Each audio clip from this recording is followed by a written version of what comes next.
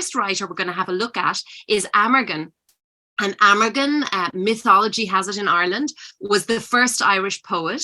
And he's believed to have come from far away and landed in Ireland. And this was a poem that was written in Old Irish. So I'm just going to read through it and look forward to hearing your responses. So, I am the wind on the sea. I am the ocean wave. I am the sound of the billows. I am the seven-horned stag. I am hawk on the cliff. I am dewdrop in the sunlight. I am the fairest of flowers. I am the raging boar. I am the salmon in the deep pool. I am the lake on the plain. I am the meaning of the poem. I am the point of the spear. I am the god that makes fire in the head, who levels the mountains, who speaks the age of the moon. Who has been where the sun sleeps? Who, if not I?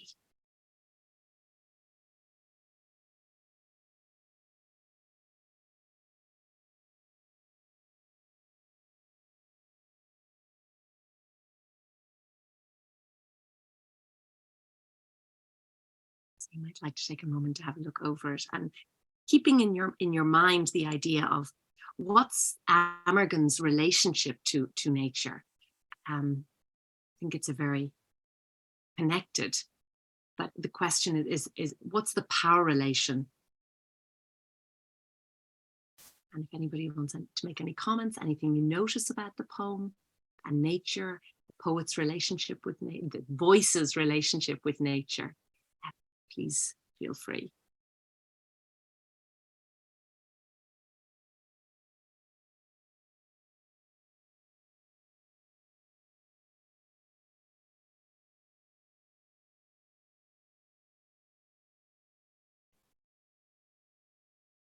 Can I say something? Yes, please. So there's this feeling of oneness with nature. It's a complete merging of self with the nature around the poet, and that is so empowering that it lifts the writer from the human to the superhuman level. That's what I understood. And that's really interesting that you say lifts the writer from the human to the superhuman. And in a way, nowadays, I think humanity thinks of itself in more of a more powerful in some ways than or more deserving of some things than nature. So it's really interesting. We're going to keep looking at this. So it's great that you brought that up, that whole power relation. Is he one with nature? Is he taking nature and saying I am? Is it a power relationship? Is he having power over nature? Is nature having power over? What's this dynamic? If we can keep thinking about this, it'll be and how do we when we think about the earth, when we think about the wind, when we think about water, what's the power? Is there any power relationship? Do we become part of, and through that do we gain power? How is this? There's no I don't have an answer, but it's a question I'm really interested. Somebody has written, and thank you so much for inputting here. Nature contains me and I contain all of nature in me. Yes, and that sounds quite Whitman-esque as well, doesn't it? So yeah, so it's there in so many poetic traditions. And of course, as we're in Chennai, we're going to go a little bit across to Karnataka and look at a Mahadeviaka poem. So we're just going to have a quick look here. This is a translation from Vinaya Chaitanya. I hope I'm pronouncing that correctly, from the book Speaking of Shiva. So I went to the forest. Because of the agitation of my body, I begged of every plant to sustain the body. They gave me from the bounty of their being. Begging, I was caught in becoming. Giving, they became devotees. I will not beg ever again. Channa Mallikarjuna, jasmine tender, I swear. Channam Mallikarjuna, jasmine tender, I swear. There are so many different translations of Mahadeviaka, so this is one I really like. Again, any comments you want to make?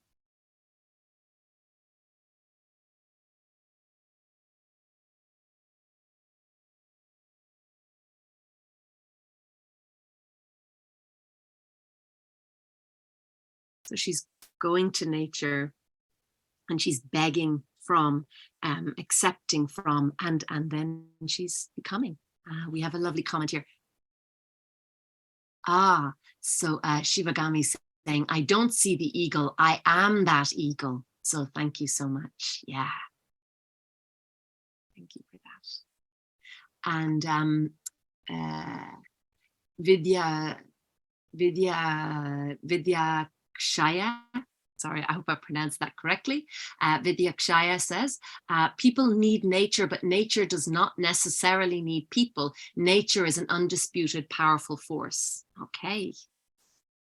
So that's division. We still have a division there, don't we, when we say that?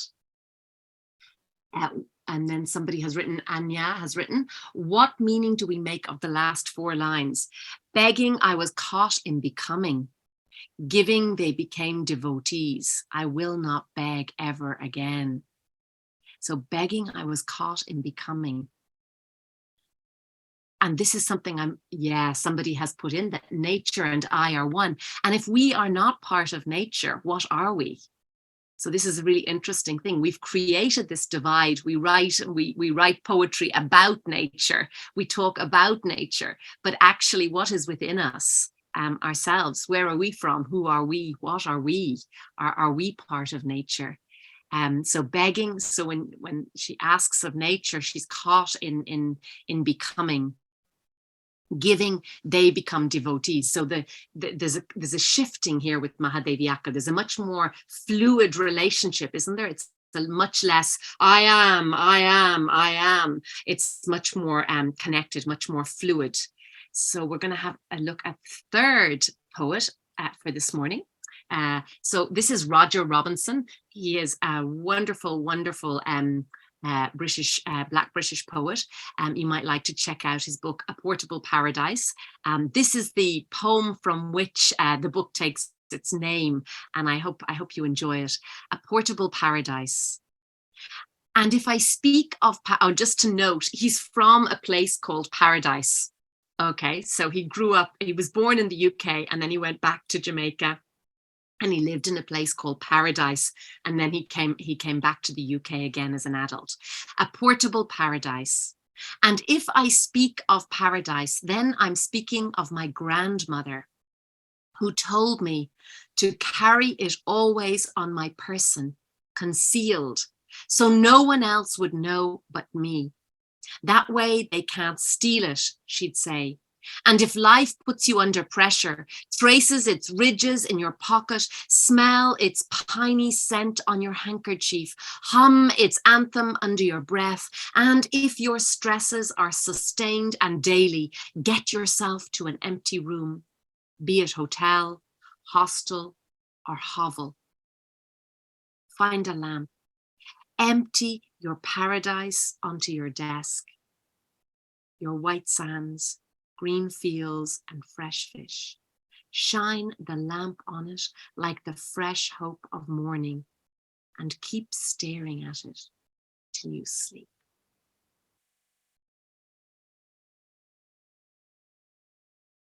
So it's interesting that Roger Robinson is the only one of the 3 poets who's still alive. And I wonder, does that contribute to the difference in his relationship to nature between Amargan, Mahadeviaka, and now we have Roger Robinson. So anything you notice about that? Gitanjali has written, so much of hope. Yeah, so much of hope. He's such a beautiful person. And if you watch him performing, he does it so beautifully. And Subhashri tells us it's a beautiful poem.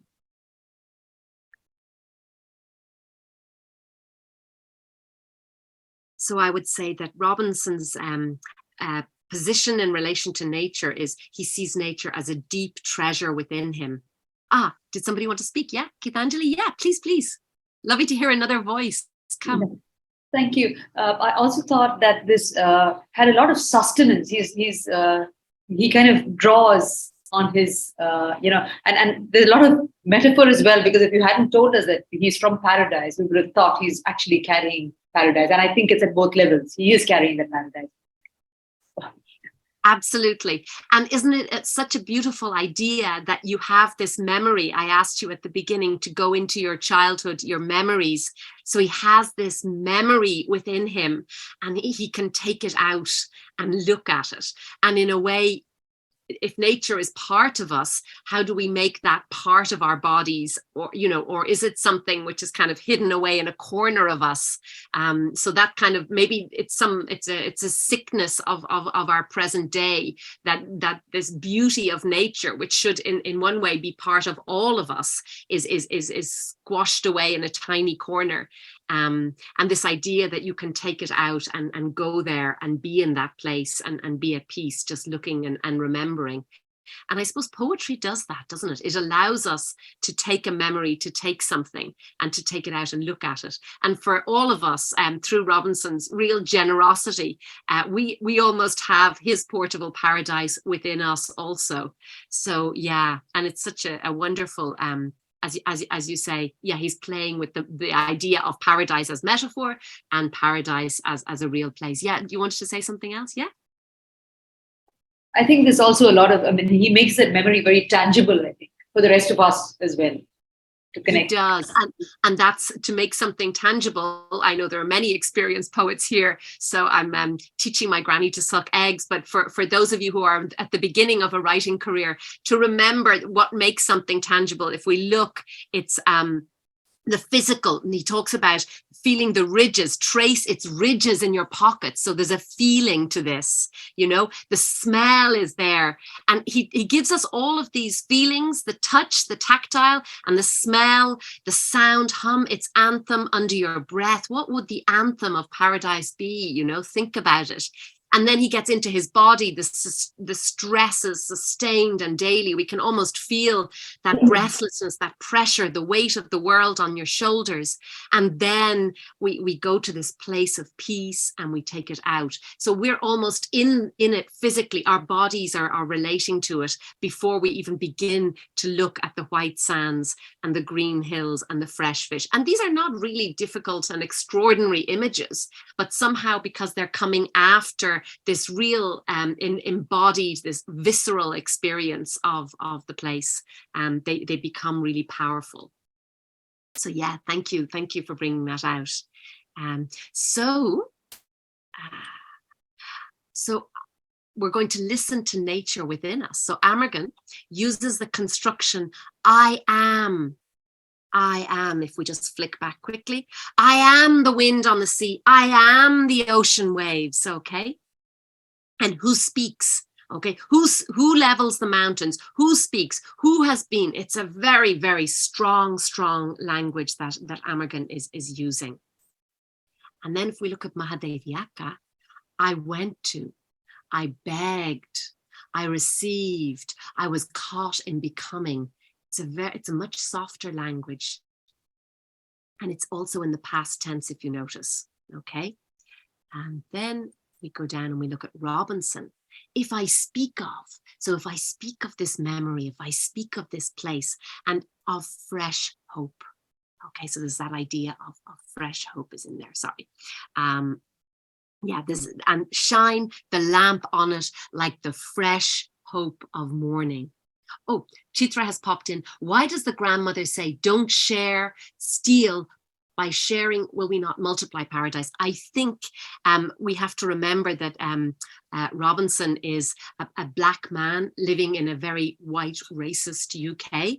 And so there's that sense of, I think, finding this peace and this calm within him, which will allow him to live in this world, which isn't necessarily always accepting and gentle and kind and loving towards him. So for me, that's why he's saying that, but I could be wrong, but that's my reading of it, Chitra. And yes, I agree, that idea of if we share, it multiplies. So I think in some contexts, as you say, when you share, it multiplies. In other contexts, I think sometimes if you even notice on Twitter or on other social media, somebody puts up a beautiful post and then you get all these horrible kind of trolls saying nasty things. So, it's that idea that not everyone may come to you with love and gentleness.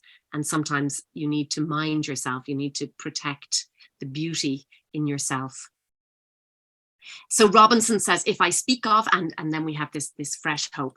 So I would like you to notice the I am and the who, or I go to, I beg, I receive, I am in becoming. Now I've changed the tenses because when we write in the present tense, it does something in our brain, but feel free to go back into the past tense if you prefer to be closer to Mahadeviaka's original words, original as they can be in translation from the Kannada, and it's not even modern Kannada.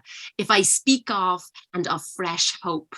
So again, I would like you now to take up your pen and paper and choose a prompt and use it to write. Use your notes from the meditation. And if you get stuck, choose a new prompt. And the notes I put at the bottom are Amargan, the relationship with nature that we talked about. It's unity or ownership maybe of nature or with nature. And Mahadeviaka, is she moving to this? Is she moving to be one with nature? Is that where she's going? With Robinson, nature becomes this inner treasure which has to be protected in some way. And what is your relationship when you think of nature? Are you closer to Amargan? Are you closer to Mahadeviaka? Are you closer to Robinson? Or are you in another relationship with nature? So to think about that. And I'm going to give you maybe 10 minutes to write. And if anybody has any questions, please feel free to ask.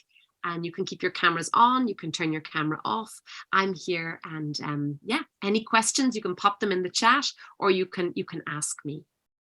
Fiona, do you want us to write it in verse form or just I would highly recommend that you just go where the words take you. So I would say one of these phrases, maybe I am and who, or maybe all of Amargan's ideas, bring you somewhere you want to go with that.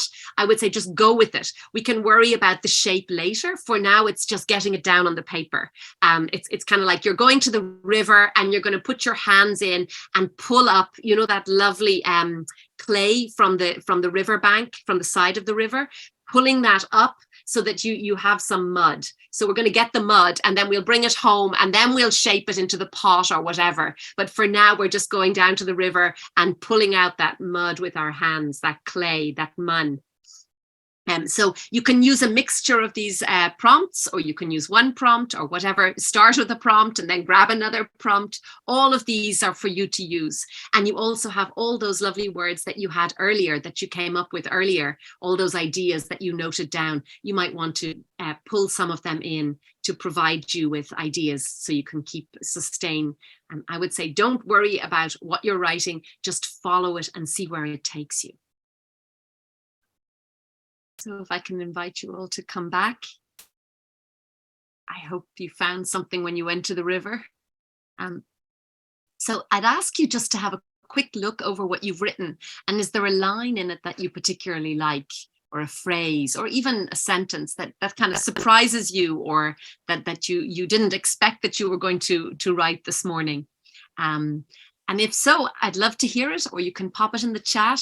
It'd be just lovely to get a feel for what's going on your pages.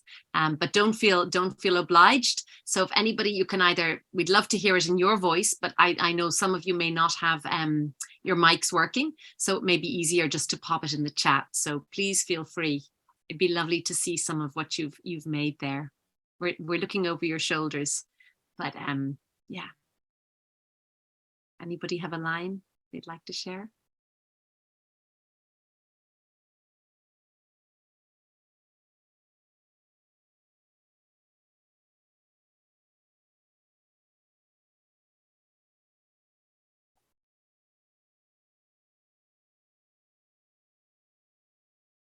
Okay, well, not to worry.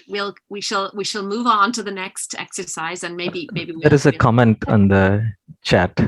Oh, sorry, I missed that. Oh, fabulous! Thank you so much, Bharat.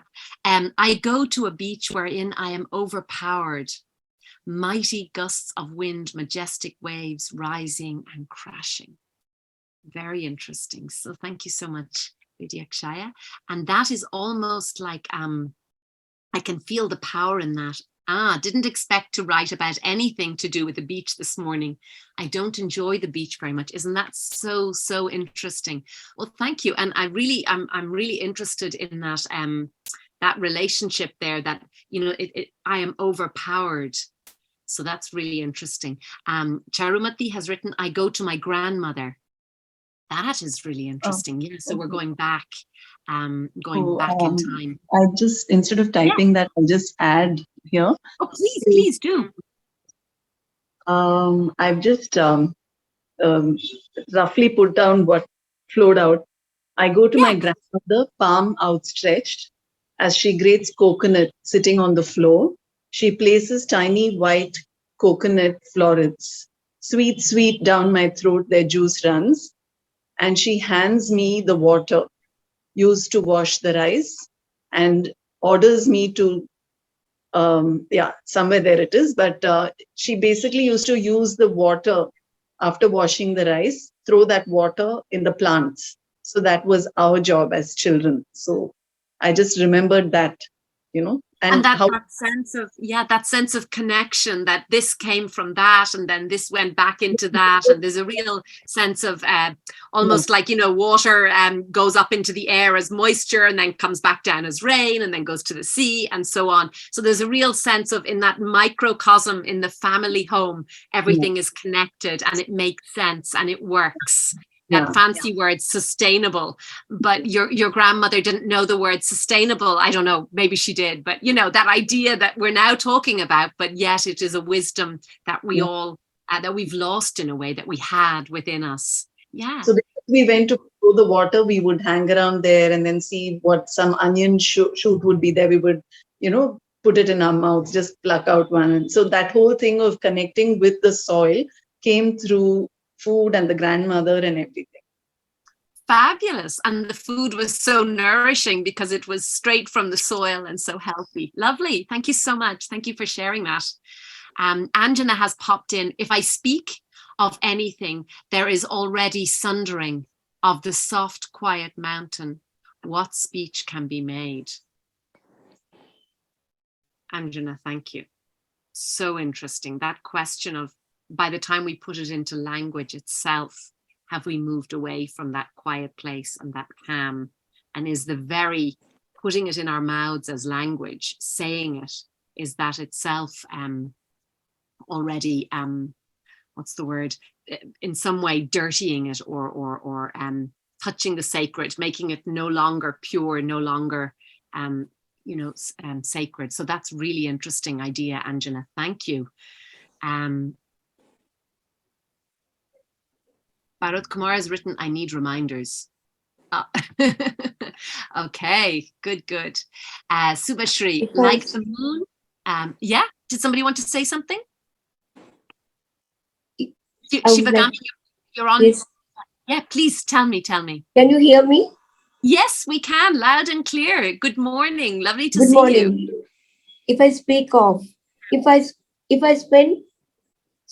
my youngest years, I would like to say that from 1 to 4, I did not go to any play school.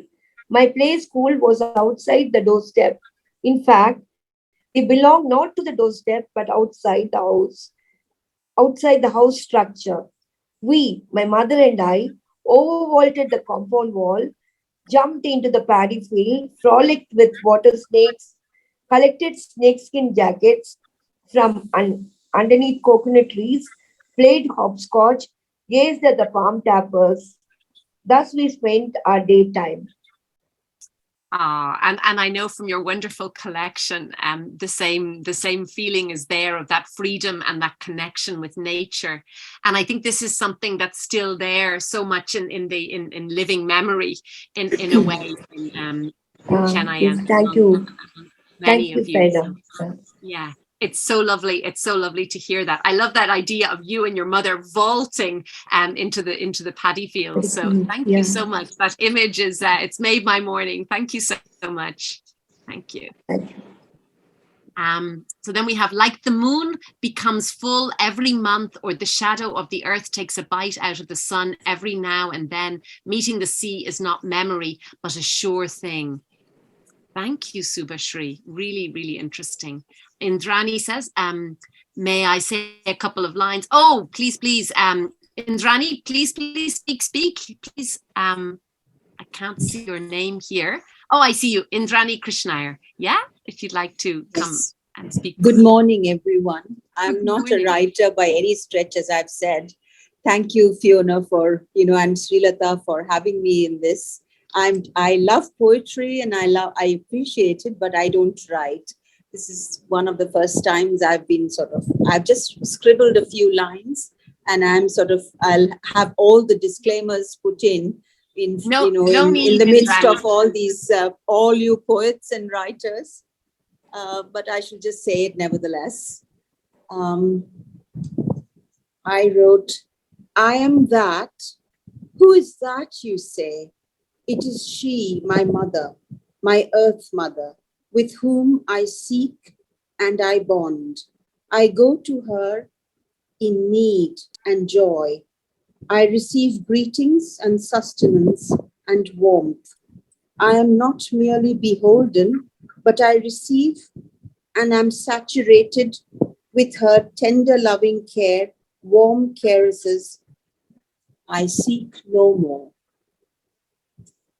Thank you so much. And I love that, reminding us, of course, of that concept of Bhumi Mata, which, which is so much a part of South Asian culture, that idea of Mother Earth. So thank you so much for bringing it's also, that. It's also the I don't know, I was to be a great admirer of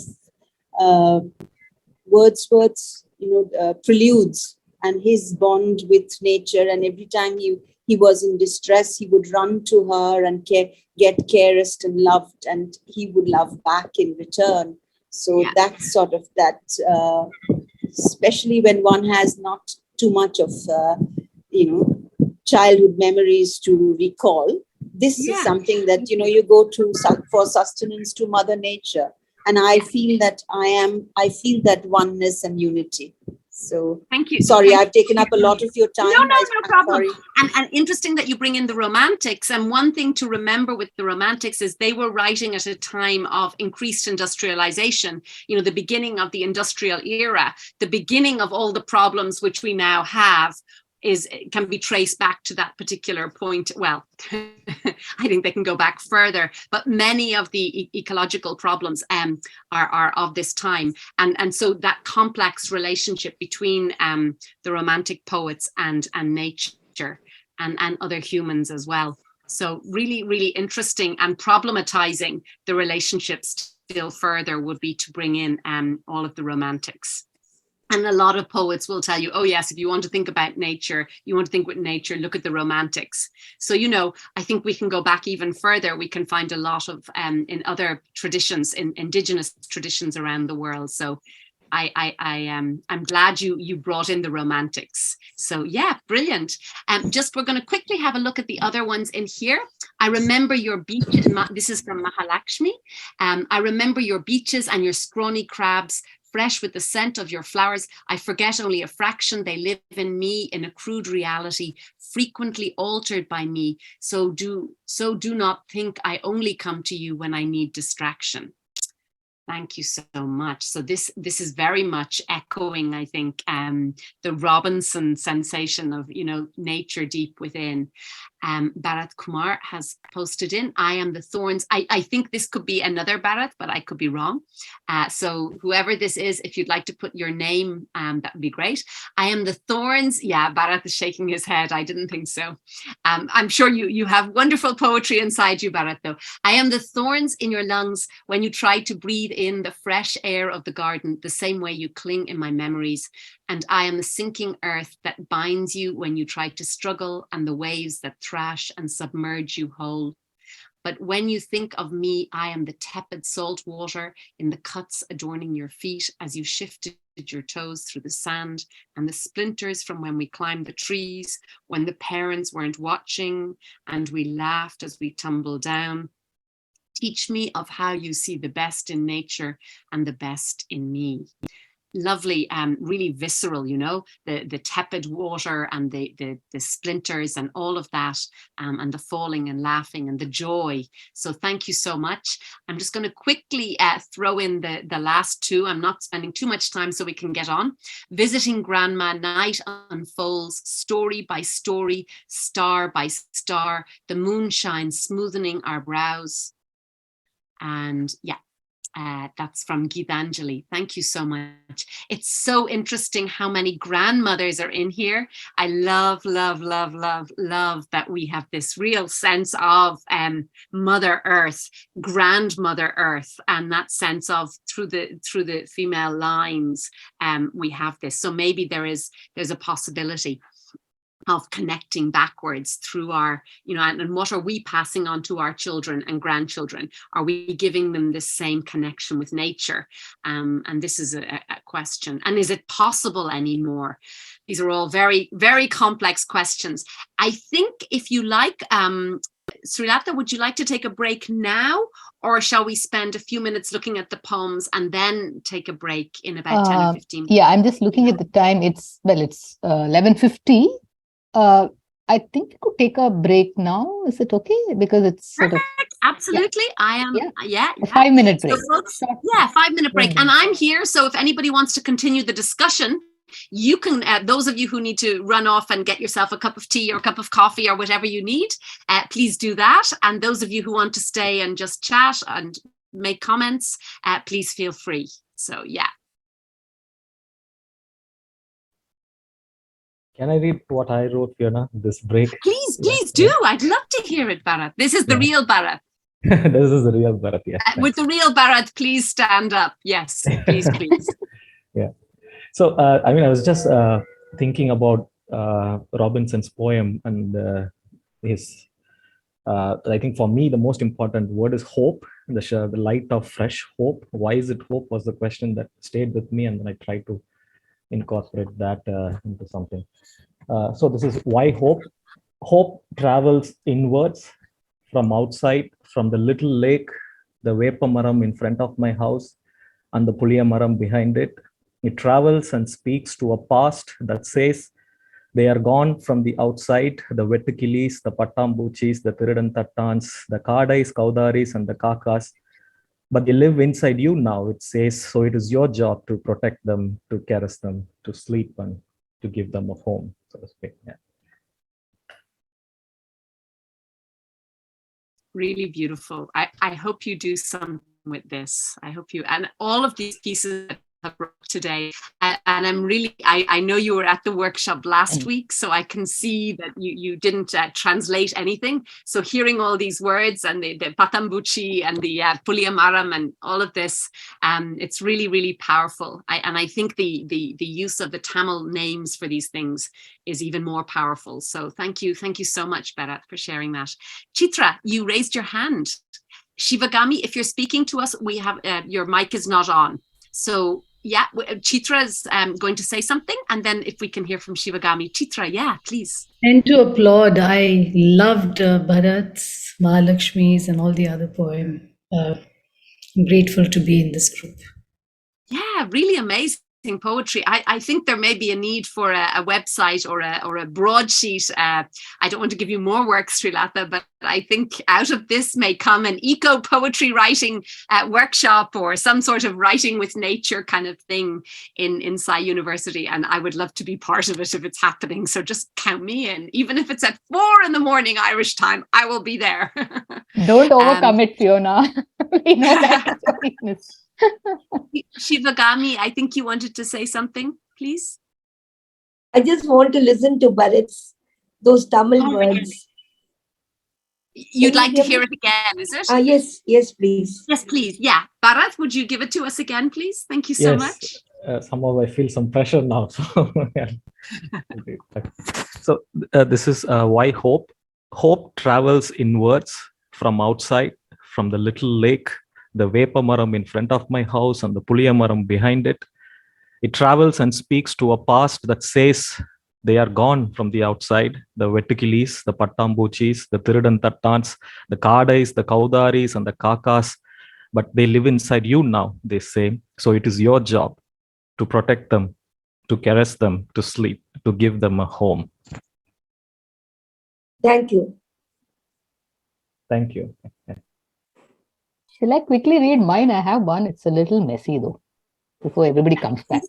All of us. This is Very about messy pieces. No, nothing should be neat in this workshop unless you've cheated and written them in advance or something.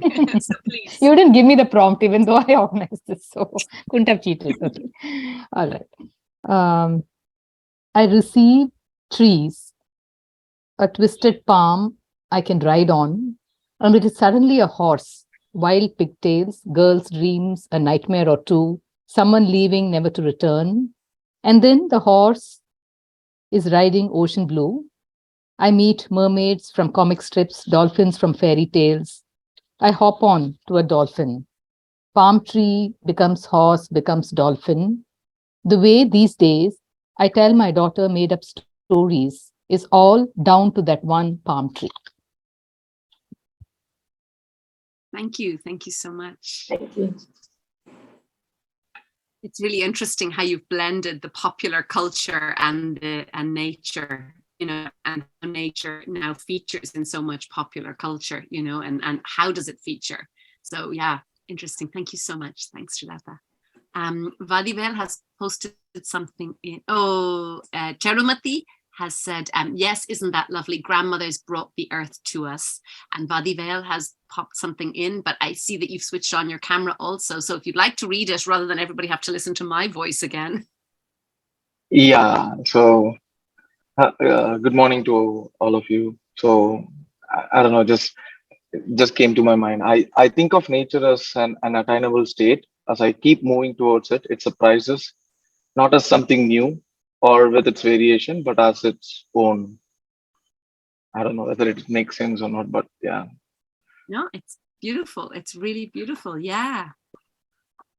Because I think like I study environment, so there is this always this tension between nature and culture.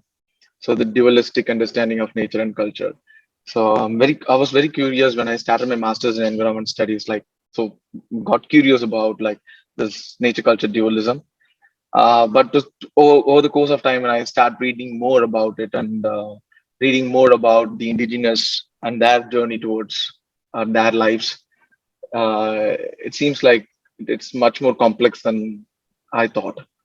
So this is a tension I try to express through this line. Yeah, that's really interesting, and it comes across. And one of the interesting things is that that's why this workshop is called Thinking with Nature. I'm adamant that I do not want to think about nature, because it becomes an objectification, and that idea of nature as something out there and that I am not part of. And you know, I'm sure you've come across Amitav Ghosh's The Great Derangement.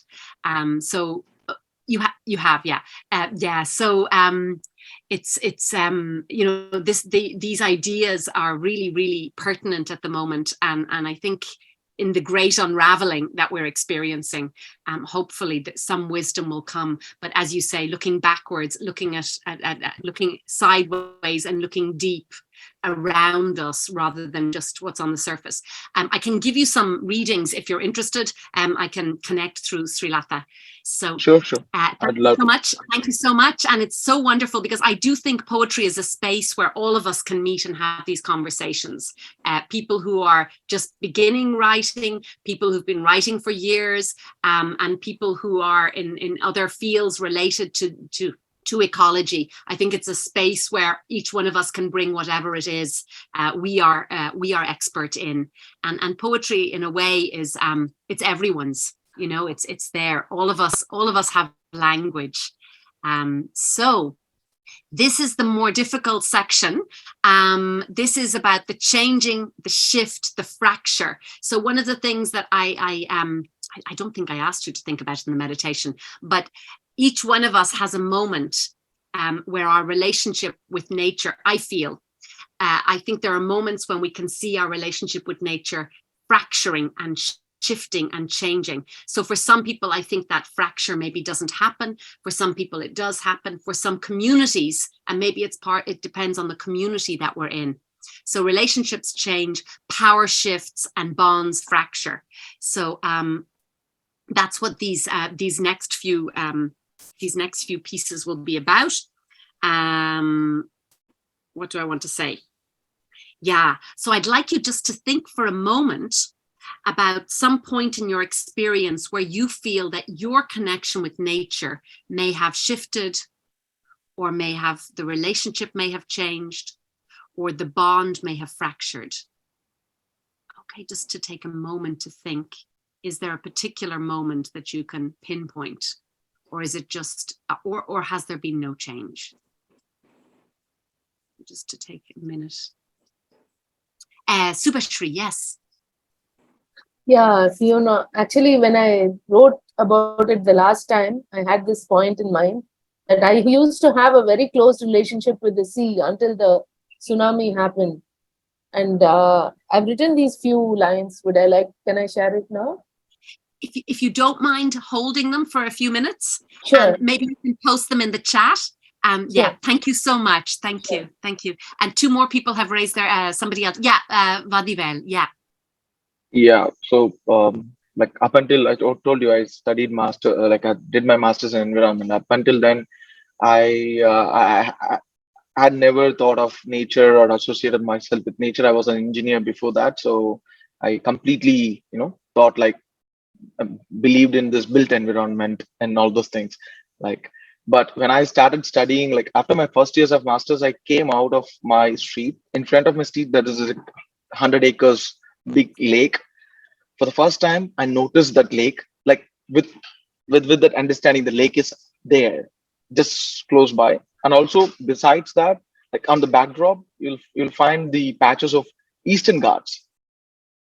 Just you move there. Hello.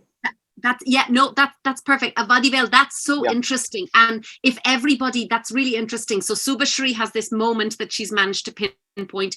Mahadeviaka also has a moment. So if each person can think of a moment, just to have that in your head as we read through the next few pieces, I think it'll be really helpful for you. Subhashri, you raised your hand again? No, sorry. Oh, it's the same. Yeah, no problem at all. And there's just two little things in here. The breeze still works. Thank you so much. And the waves cleanse me. Oh, that's so beautiful.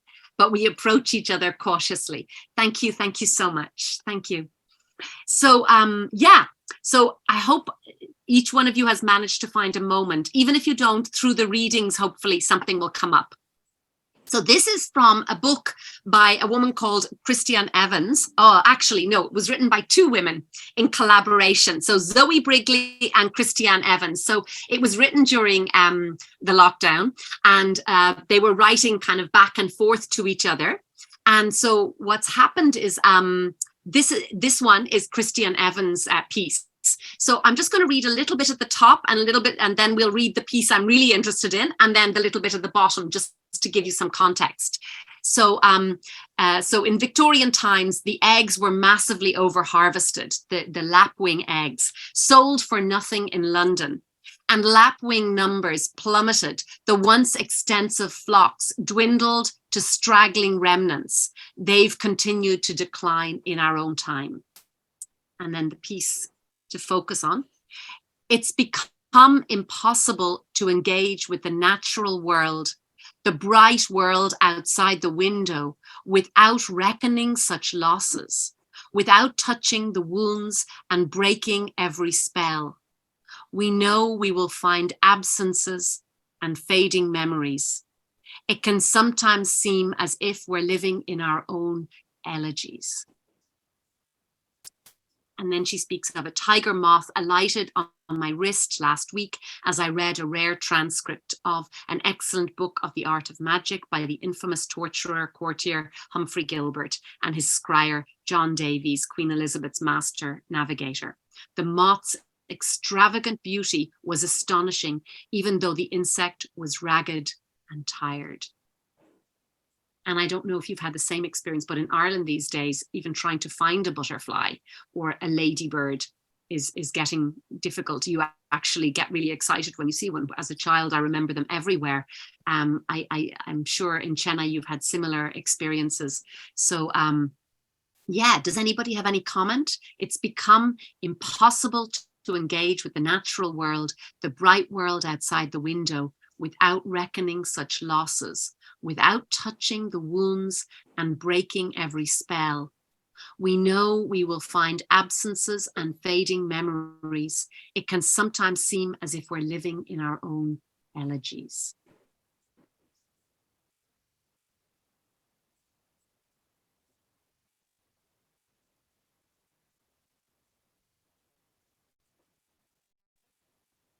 I find it interesting that she's completely aligning herself, living in our own elegies, that actually, you know, we as nature becomes less diverse, as there's less of nature, there's less of us also. So the connection between the writer and nature is a strong one.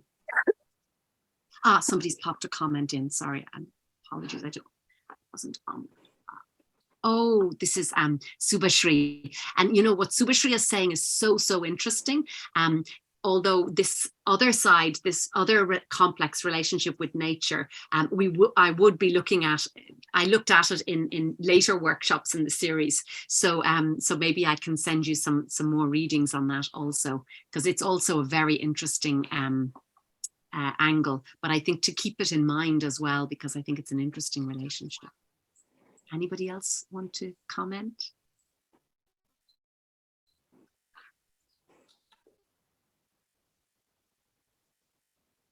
Okay, so we'll move on to the next one. So this is Nilgai, and normally I have to translate this and explain what a Nilgai is, but of course in the current company I don't need to translate or explain anything, so that's great. So this is Bihar, the 1st of September 2019. This antelope shot but still alive, this vermin shoved in the deep pit by the earth mover, mud tipped over him, until all that remains before his head vanishes are his eyes staring at us like the twin barrels of a shotgun.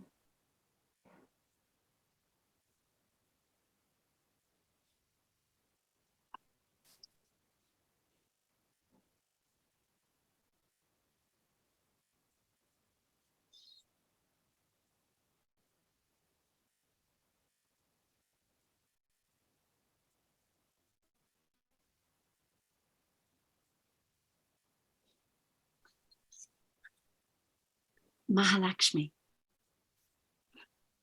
This poem is really good. The last two lines seems as if they're shooting us with guilt or that harsh truth.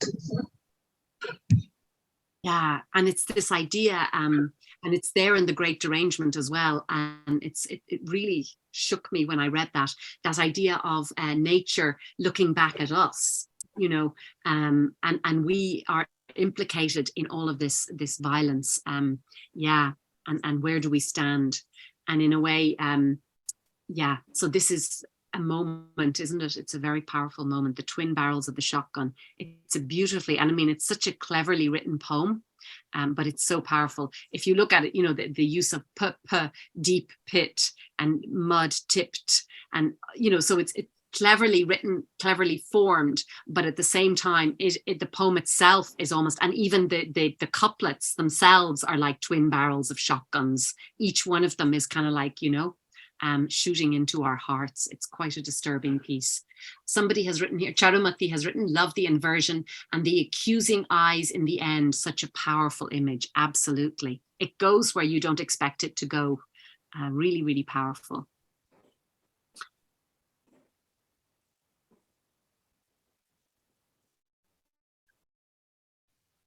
So we'll have a look at the third one. And just as I'm shifting over, just to remember, the last day we talked about pidgin, you know, this line, and the linkisters were the people who were able to translate, to link people using language. And in some ways, as poets and as ecologists, we are the linkisters between the antelope. This, you know, Pascal Petit here is the link, the linkaster, the connector between this this Nilgai looking at us, looking at her and her poem, and we're looking at her poem. So in a way, we can become linkesters, communicating with the great deafness that is humanity at the moment, and connecting people, connecting what we see, what we experience with nature, with other people. Yeah, and Judith Butler says, yeah, that translation, you know, what can be found in translation? So what can we find in that relationship between ourselves and nature and other humans? So here's Denise Riley has another angle on it. Maybe, maybe not. And this kind of goes back to that childhood relationship and how it can shift. When I was a child, I spoke as a thrush. I thought as a clod. I understood as a stone. But when I became a man, I put away plain things for lustrous. Yet, to this day, squat under hooves for kindness, where fetlocks stream with mud. Shall I never get it clear down in the soily waters?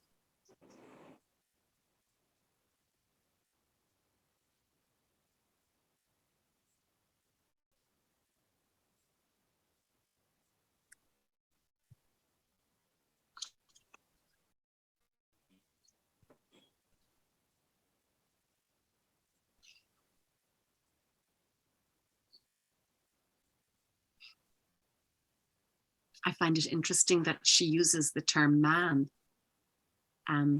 despite being a woman. And is she speaking in a voice, or is she using man in that sense of all of humanity? It's difficult to imagine a poet writing in the 2020s using the word man to describe women also, or using it without thought. So it's interesting. What is she saying?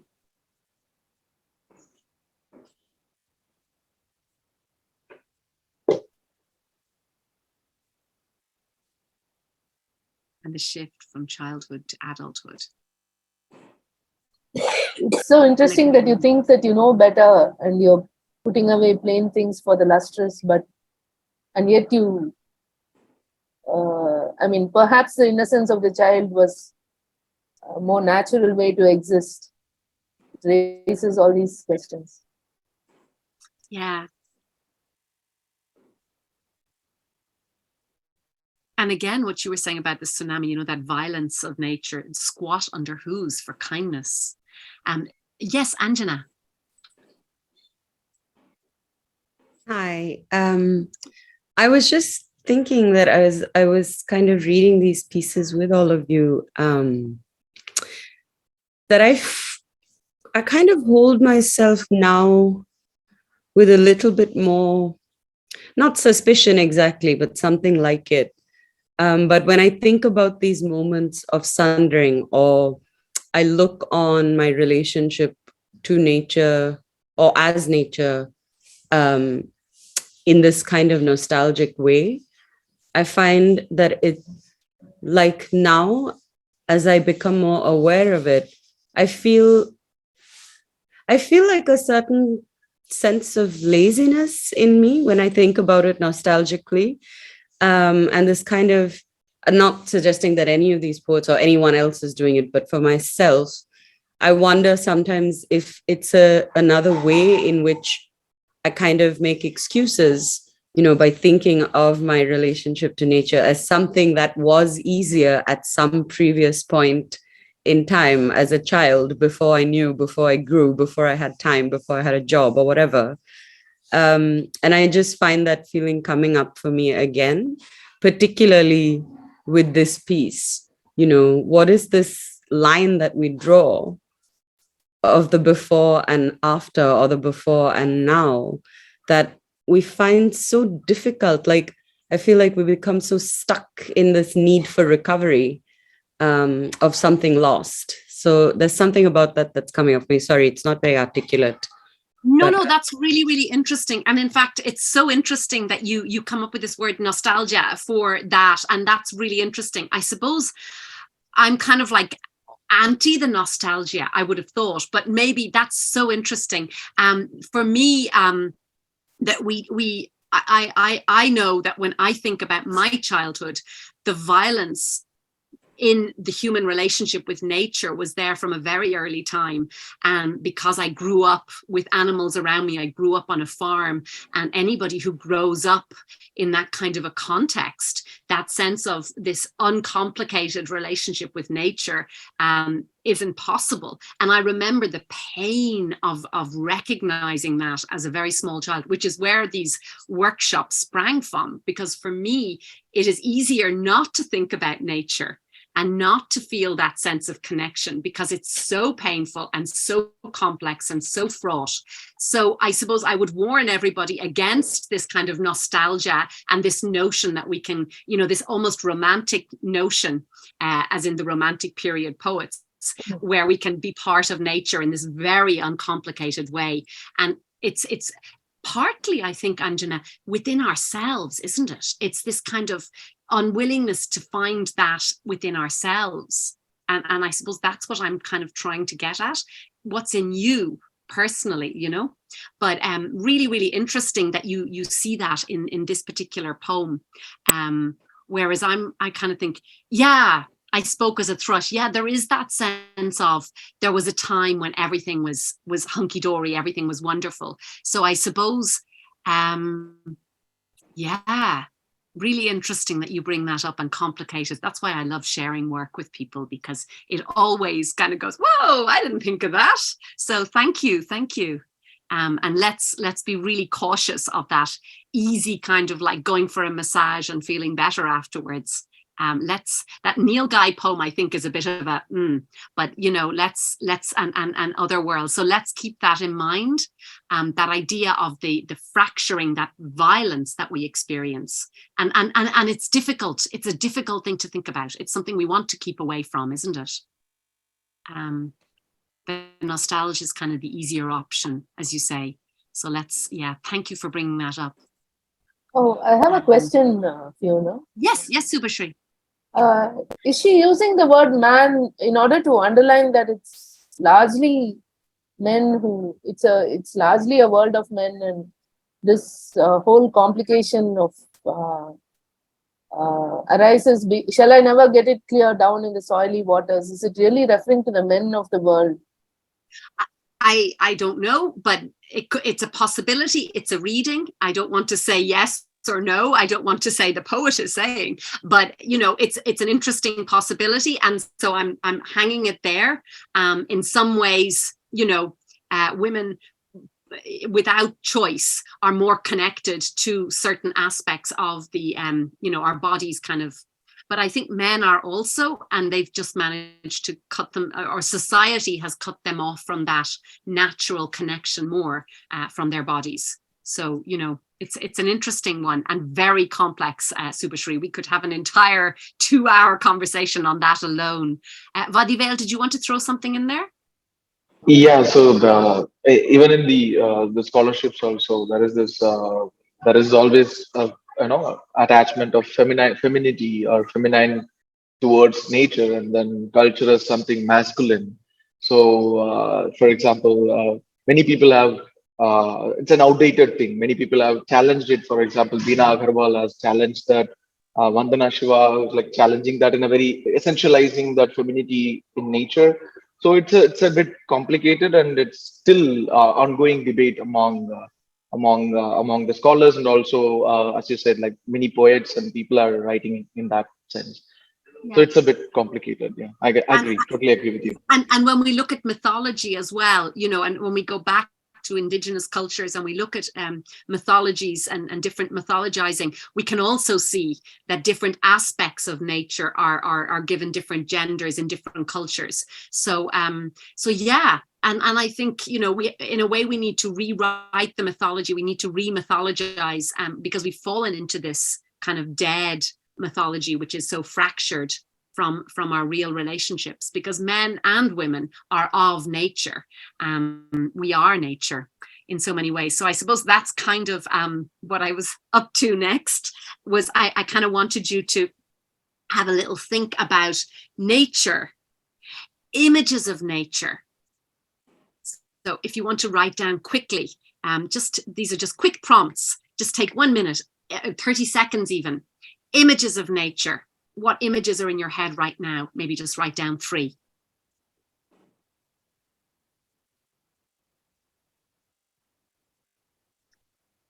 And now your own nature. Whatever that means for you, your own nature, 3.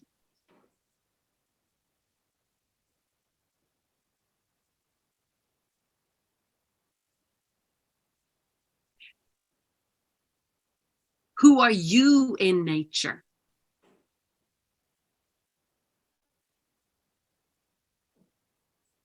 Which can have many meanings.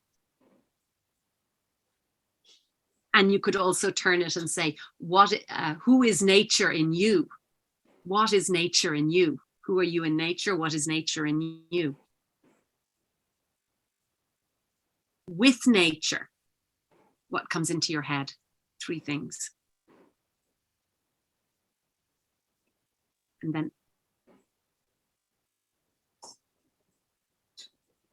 against nature.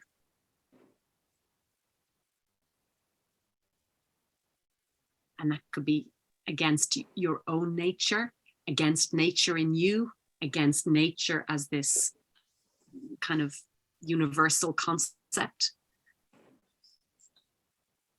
And finally, against you. This should be against your own nature. Yes, I can edit it as we sit here. Look at that. Against your own nature.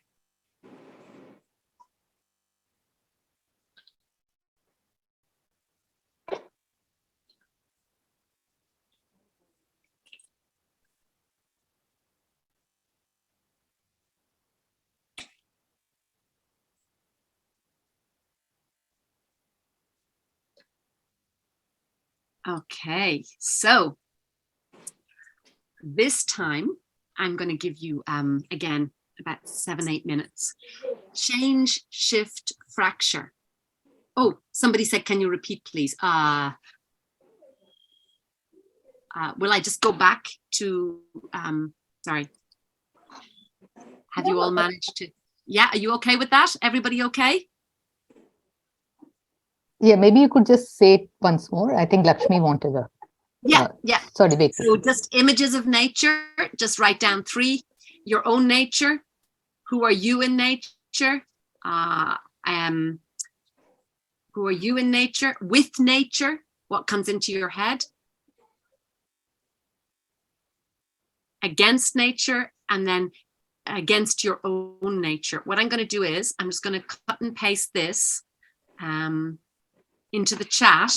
So anybody who wants to come back to it can have a look over it there. It's in chat. Okay. So we'll move on. So we're back to the change, the shift, the fracture. So for some people, it might be a shift, very gradual. For other people, there may be a particular moment you can think of, or moments. And for some people, it may just be a shift, a movement. For other people, it may feel like a complete fracture and a kind of a cut or a wound inside you. For me, it's a very deep kind of experience when I think about it, which I don't like doing. Write in a voice other than your own about a moment you felt nature strongly. So if you have that memory, and if you can find within that memory another angle that you can write from. So for instance, maybe for Subhashri, it might be to write from the sea and to write from in the voice of the sea. But it's up to you. You can do that. Think of the lifespan of the voice. So if you're writing in a voice, is that something with a long life, like a mountain or the sea or the sky or a tree? Or is it something with a really short lifespan? How will that change what you write? The perspective that you're writing from. The perspective, does human you appear small or large to this creature, to this perspective? Are you something that, goes on and on and on? Or are you something which is just there for the blink of an eye to this other voice? And what ways of sensing does this non-human you have?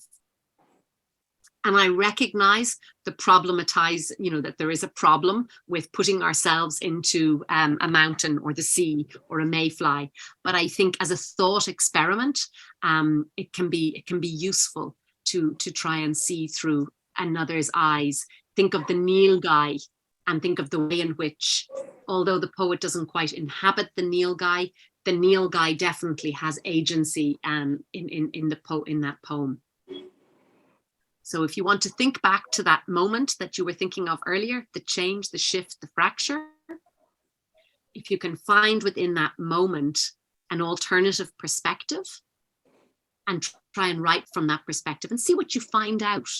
It may not work for you. You may have to take another perspective. You may go back to writing from your own perspective, but let's just give it about 6 or 7 minutes. So we start now. We can come back just a little after the half-hour mark. Does anybody have any questions?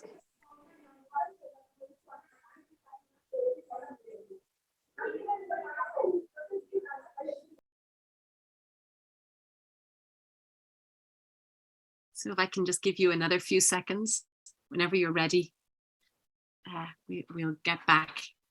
Because I want to hear your work, or I want to hear lines, if that's okay, if people have lines they'd like to share. And I also want to get onto the last section because I think that's a bit more hopeful. I think this is a very painful, for me anyway, very painful part to write about. So, we already have somebody has popped in, Cherumati. So while some people are just finishing off, I'll just read. Cherumati, would you like to read it yourself for us? Are you there? Do you want to read it yourself, or would you prefer? Yeah, sure. I'll do that. Thank you. Yeah, great. Thank you.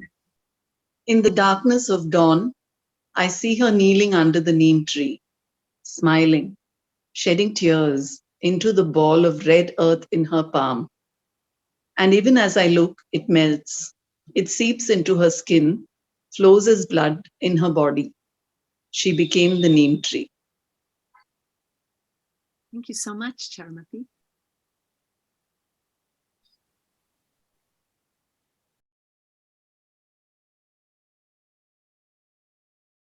And I don't know if you are Tamil speaking, but that idea of siman. So if there's a word that comes into your head when you think of earth, because in English we have words like earth and mud and soil.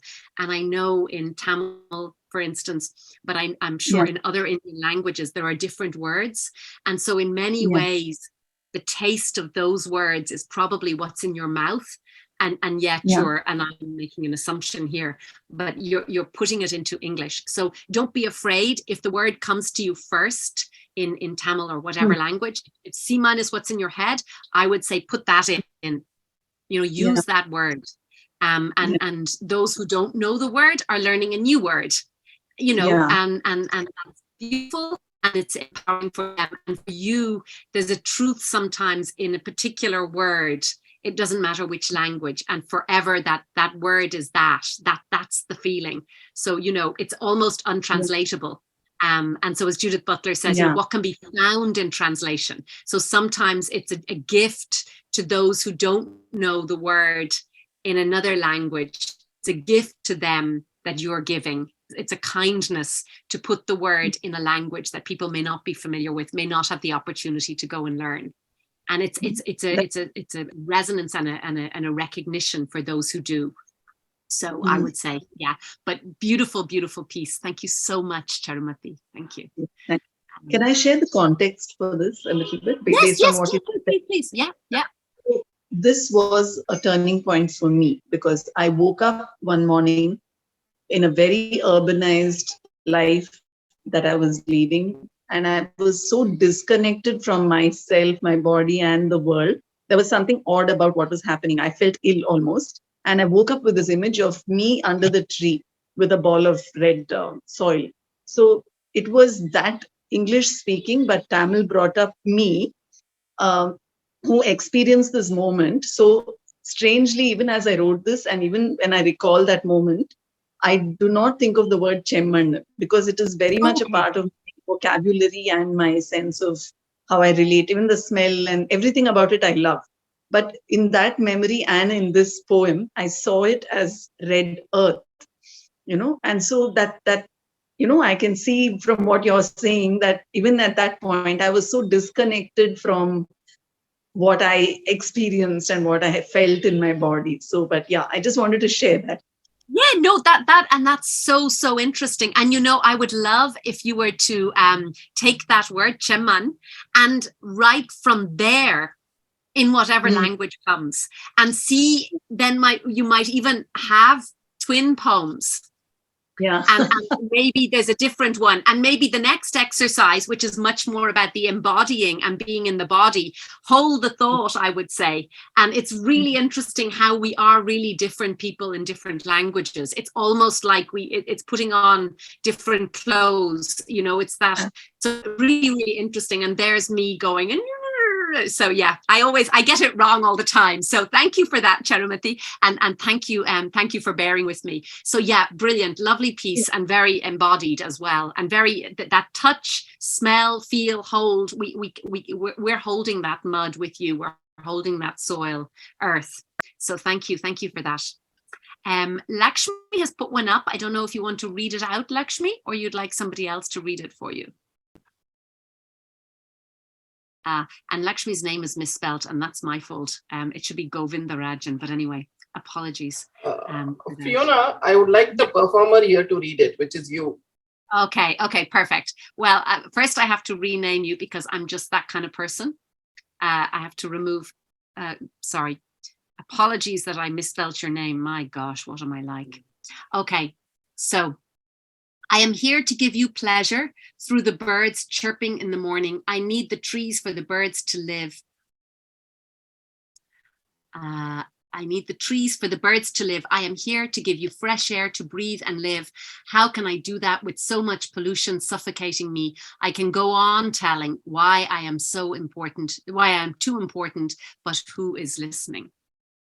Thank you for that, Lakshmi. And I love that idea of, the not being able to breathe, and the tree not being able to breathe. So that's interesting. Thank you. Shravanti, would you like to read this yourself, or? I'll take it as, yeah. So you spent the recess with a magnifying glass on the concrete, frying ants under the light of a sun.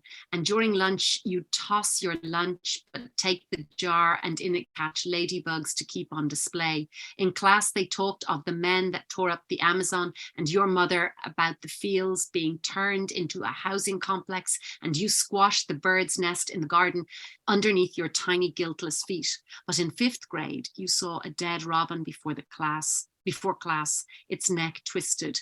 The tree where it had been was cut down to make space for a swing set, and it stared at you with its empty reflective eyes, and it screamed, "Is this the world you want?"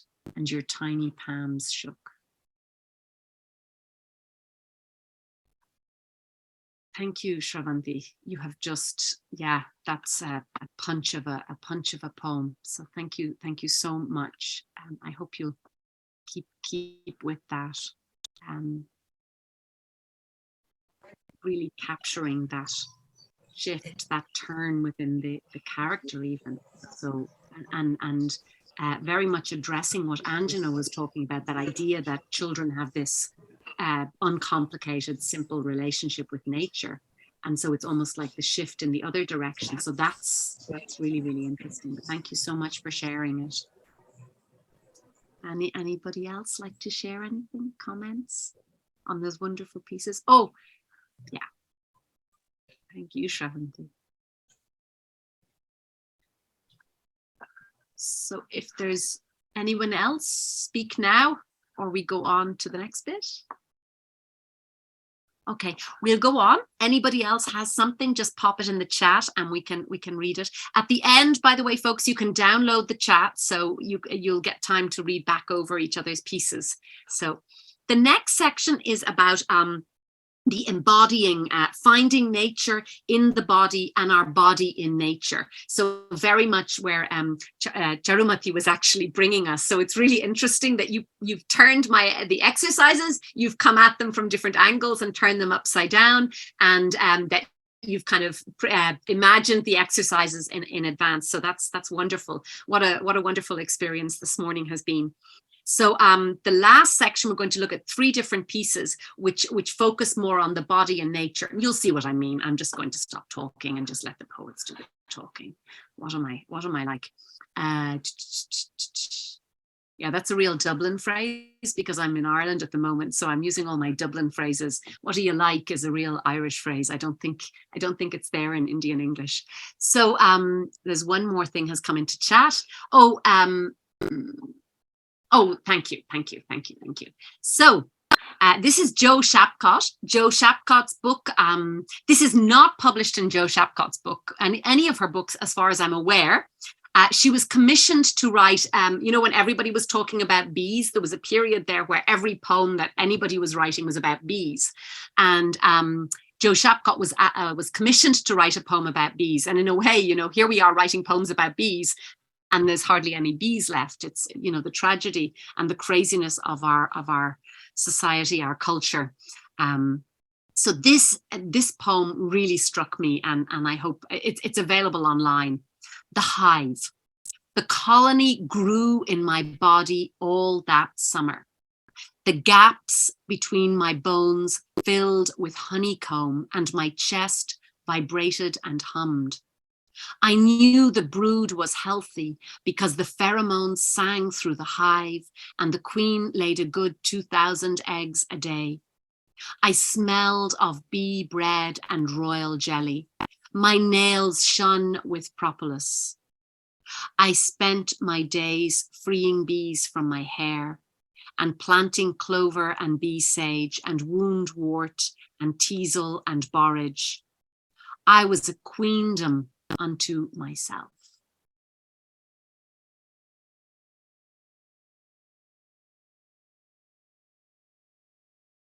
So I'd love to hear your reactions when you get a chance to go over it again.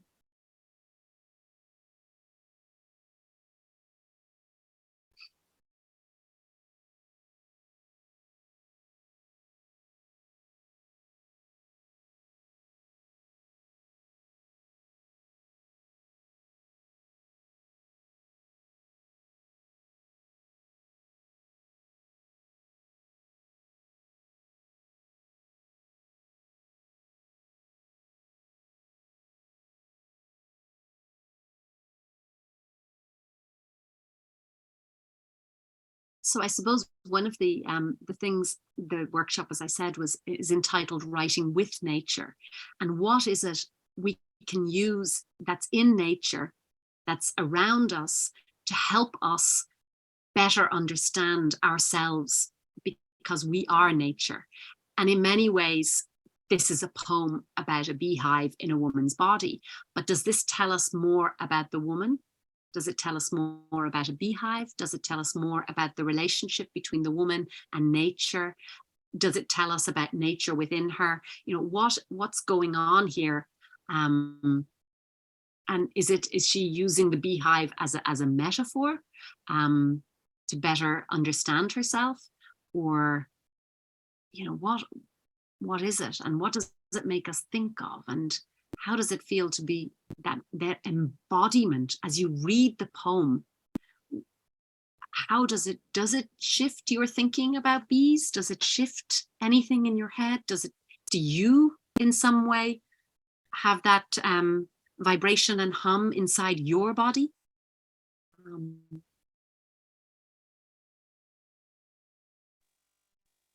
I have something fairly negative to share. Yeah, please. Is this a woman, Joe Shapcott? A woman? Yes. Yeah. The poet. So this whole thing of the beehive forming in the apartments that we live in or in any place, it's looked at as an obstruction and a sort of, something that has to be removed. So the whole image of the woman's body and the beehive, for me, brought up this image of people using smoke and fire to dissipate the, to literally destroy the hive so that they can have their spaces again. So for me, it brought up that whole thing of how women's bodies are literally considered so dispensable. I don't know if what the poet was thinking, but this is what came to my mind. And I think that's really, really powerful. And I think you felt that, and then you thought that. And I think this is what poetry can do. Here I am proselytizing. Everybody should be writing poetry because it does something in your body. And then you think about it and you put it into language. Somebody brought up language earlier, and the whole idea that the minute it goes into language, we're almost tainting. That's the word I was looking for earlier. We're almost tainting nature when we put it into language. So that idea that when she has embodied the beehive and you are then embodying the beehive, suddenly you feel that your body, I'm guessing now, that threat, that violence that is enacted on the beehive. My question to you now, well, my other point, which is really interesting, is Jo Shapcott, prior to this,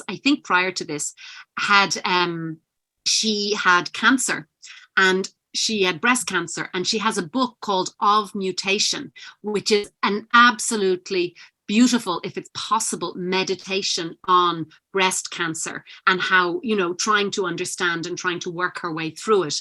Very beautiful, very honest, and very, very powerful. So she's I don't know if she was as embodied before, actually. I think that experience made her a more embodied poet.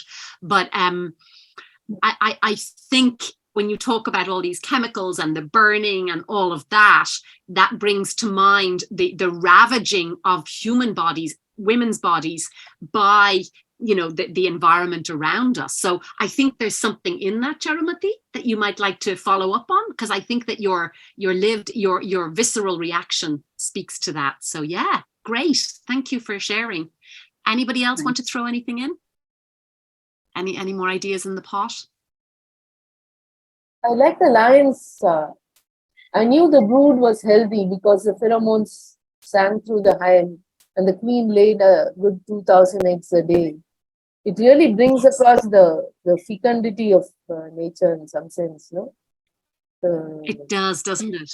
And I have to say, my favorite line is, I was a queendom unto myself. I just love that idea of she and this beehive are just, their own thing, just themselves in this, it's almost like, this fantasy of being safe. But yeah, thank you.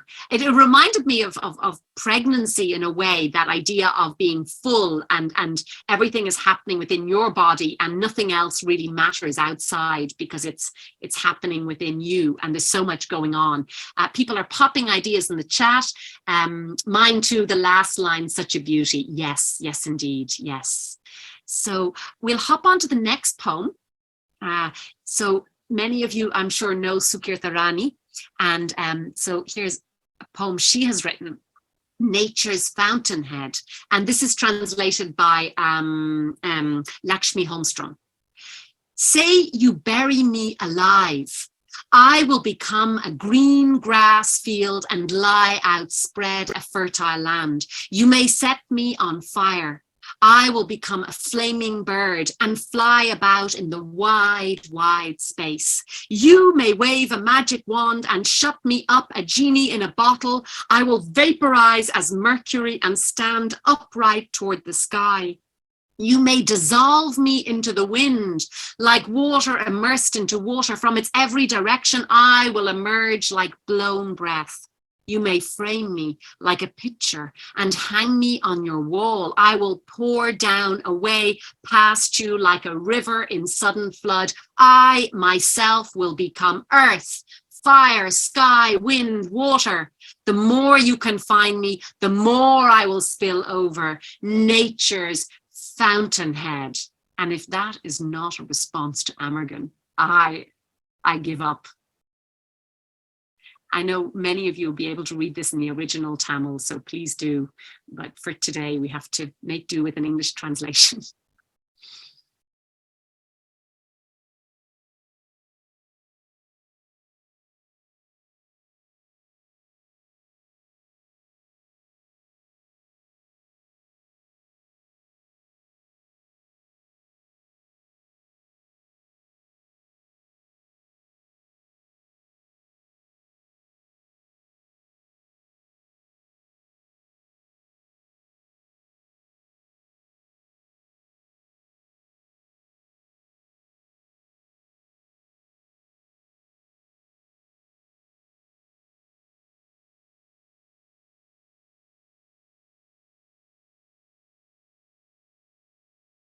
So where Joe Shapcott just becomes a beehive, that's not good enough for Sukirta Rani. She's everything. She's a green grass field, then she's a flaming bird, then, yeah, you shut her up in a bottle and then dissolve me into the wind, and then try and frame her, objectify, or in some way the nostalgic idea of nature that that we were speaking of.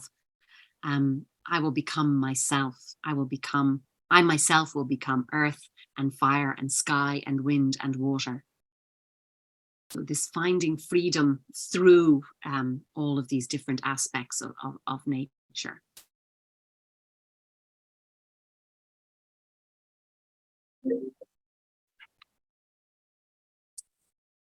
Any comments? Yes. Oh gosh, there's so many comments in the chat. Oh, here I am. Sorry. Like? I'm in a meeting. Please, yes.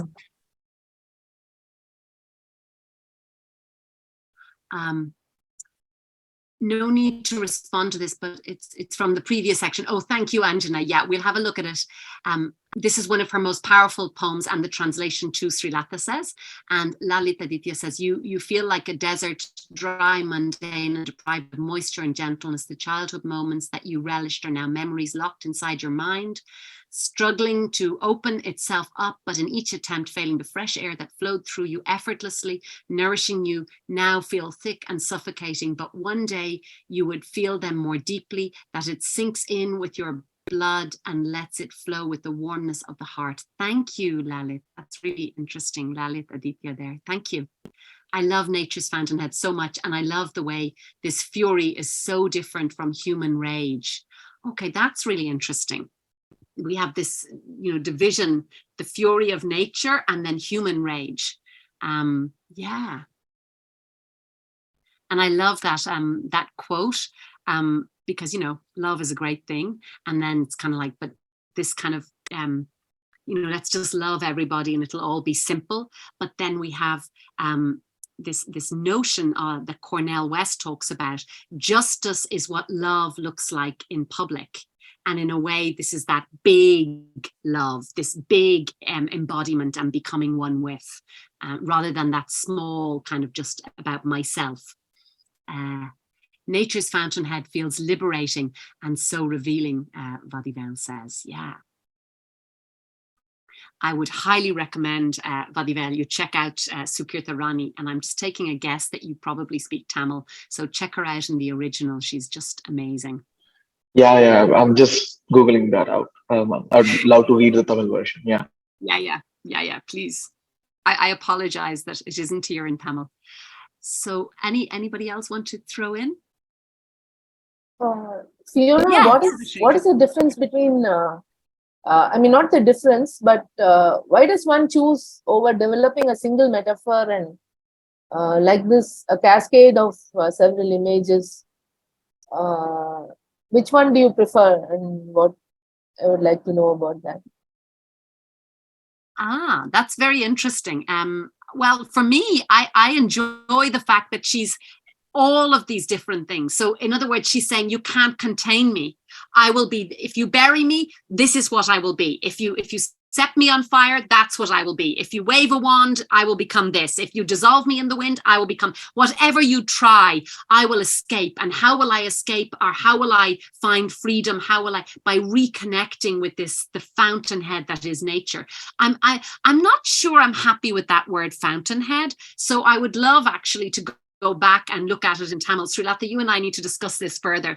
But, when I find a word like fountainhead, I'm kind of like, I'm not sure that's a Sukirta Rani kind of a word. And I think we need to go back. Vadivel is laughing as well. I think we need to go back and look. So this is, it's great to read stuff in translation, but I think it's really, really important to remember that sometimes the translations, and Lakshmi Holmstrom, was one of the greatest translators ever. So, not to take away from that, but it's so difficult to move between languages. Yeah, Vadivel. Yeah, exactly. I totally agree with you, because I just looked up the Tamil version. It says Perutru. Perutru means Perutru is like natural, like the equivalent would I could think of as natural springs, and that spring is comes in a like very like the quantity is much more. But I feel like this fountainhead is something which I think it's some built, there is this built environment feeling kind of thing. It's like artificially created by man. But Perutru, you can't be created by man. There is no human intervention. You can't do that. It's beyond human intervention, I feel. And to respond to Subhashri, I feel like my interpretation on this, like why she's taking the different metaphors. I feel like because the attack or intervene or that attack on nature is not just on one front, it's on a multiple front. So I feel like whatever ways you try to engulf me, I won't be engulfed because I'm more than you. So there is this sense of largeness, and and I also feel like, I don't know, I might be wrong, but is it somewhere related to attack or kind of like somewhere related to the attack on body of women? I might be wrong. I don't know. I would agree with you there, especially the, burying me alive and then the setting me on fire and, all of these things. It does sound, and then dissolving me, because there are acid attacks on women, then there are, setting women on fire and burying alive. So I think for me anyway, I read it very much as both. And that's what's really interesting, isn't it? That many of these poems, like we saw also in Joe Shapcott's, strike us in our bodies, and some of those bodies experience them differently. As female bodies, I can't speak for what it's like to be in a male body, but I think that embodiment of and that's what we're getting at here. We're talking about the embodiment. How do we write poetry which kind of gets people in the body and then in the mind, that in a way that it gets straight, it cuts past that whole kind of like logical, reasonable, rational, linguistic thing. And yet the only thing that we're using is language. And yet language can in some ways cut itself, can cut through and not get into somebody in through their linguistic understanding. That's what's really interesting, is that language is inside and outside us. It's of us, and it's at a cellular level. At the same time, it's at this intellectual level. So there's a confusion there, and in a way, poetry is kind of dancing in that confusion, and plurilingual poetry even more, because it's moving between different languages. So yeah, maybe there's an argument, Vadivel, for calling it natures and then you put the word in Tamil. Maybe there's an argument for that, and then a discussion of what that actually means in Tamil at the bottom. Who knows? Maybe somebody will do that for Sukirtha Rani's translations. I'm looking forward to that. Yeah. I talk to her. I just love her poetry, and she's somebody I admire very much, as I admire so many wonderful poets from Tamil Nadu. This is Caleb Parkin. Oh, yes, please. Gitanjali, sorry. This is in relation to, please. Yeah. Sorry. I also find this the last bit of the poem a reflection of the Panchabhutas, or the 5 elements, or in Asian philosophy, if you look at Eastern Asia, I think it's in the Godai, so the 5 big, how the poet has actually, like you said, nature within. When you made 2 things, right? So you said the nature within me and also outside of me, I think. That's really interesting. Yeah, thank you so much for bringing that up. And of course, you have the different temples relating to all of that as well in Tamil Nadu. So it's very much a part of Tamil culture. Thank you. You see, this is why it's so helpful to discuss these things, because now you've all given me so many new perspectives on this poem. So thank you all for that and your generosity. The next poem, I'm not going to go into it. I'm just going to put it up there for a moment, and then we're going to move on. So you can read this in your own time. Caleb Parkin is a queer poet, and they have a book, This Fruiting Body. And this poem I find interesting because it kind of brings in mechanics and the body, and kind of it's a kind of a weird take. So we're not going to look at it now, I'm afraid, but you're going to be getting it in the pack, so you can go through it slowly.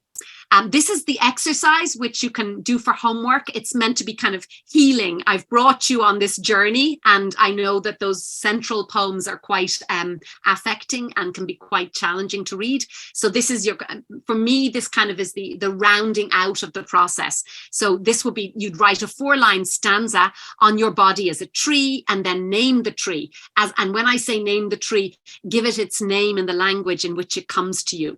Then writing your body as a 4-line stanza again, as a landscape, as a plant, as an insect, as a reptile, as a bird, as a mammal. So in one way, I've given you a general term, but I'd like you to be very specific. Not an insect. If it's a patambuchi, it's a patambuchi. If it's a kambalipuchi, it's a kambalipuchi. If it's a, whatever the insect is, be specific. The reptiles, be specific. The bird, and if one of these interests you too much, stay with it. So keep going with that. So you might get sidetracked on one of them, or you might do a little bit of everything. So again, just to explore a little bit.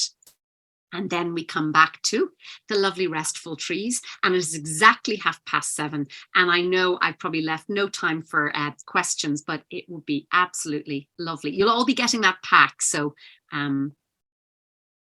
Srilata, do we have 5 minutes if anyone has questions for me, or do we just, what would you like to do? I don't know if some of the students or people want to leave, you can perhaps quietly leave. Those of you who have time, you could stay on, because I think students might have to go for lunch and then get back to the other classes. That's the only thing. If you don't have a constraint, then you can stay on for a bit more. So I leave it to you all.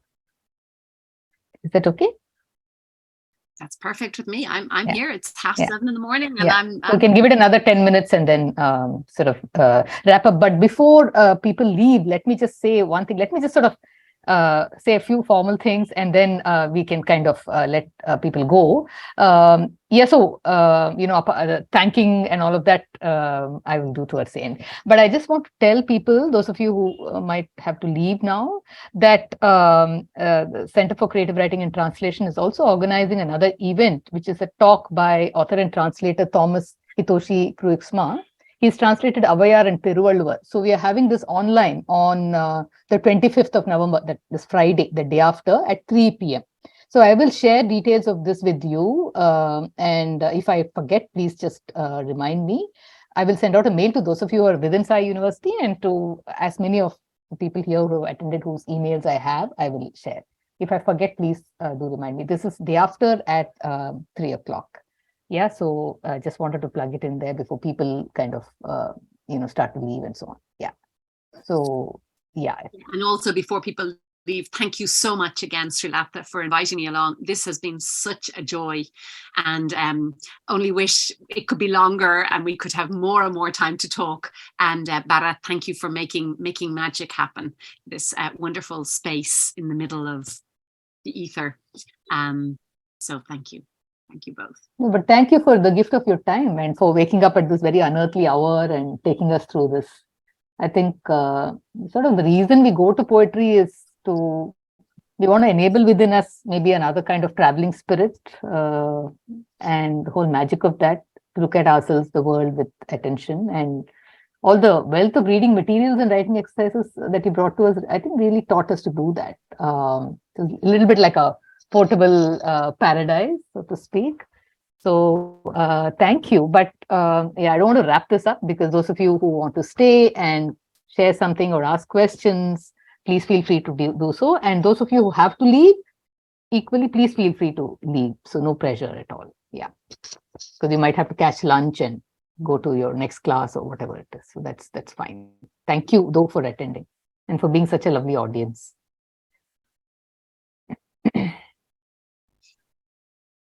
Okay, now I think, yeah.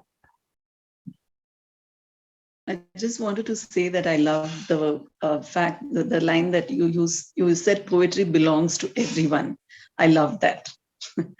I really liked the thought of it, because when I started writing around 26 years ago, when I was in college, whatever I was writing was always looked at by me and a couple of people I showed it to very skeptically. So I stopped writing poetry after that. Around 26 years ago, I had stopped writing poetry. And then I started again, I think only like 6 years ago, and 6-7 years ago. And it really felt like I belong to it and it belongs to me. So whenever I found that voice in my head which said, but are you a poet? Should you be writing poetry? Now I can think back to what you said. Poetry belongs to everybody. Everybody can write it. And this is my gospel, you know, because and I use that word gospel as in good spell, which means good words. So, you know, and good magic. And I think poems are just so much a part of all of us. And my own experience was very similar. And you know, I went to college to study so I could write poetry. And I was, you know, I had very illustrious lecturers and whatever.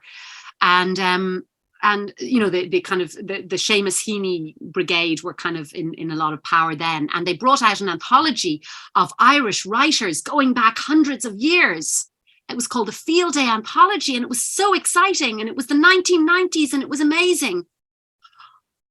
They forgot the women. They literally had 2 women in this 3-volume anthology, and the head of my English department was one of them. So you can imagine, and I didn't write for 20 years after I left college. Well, no, 20 years.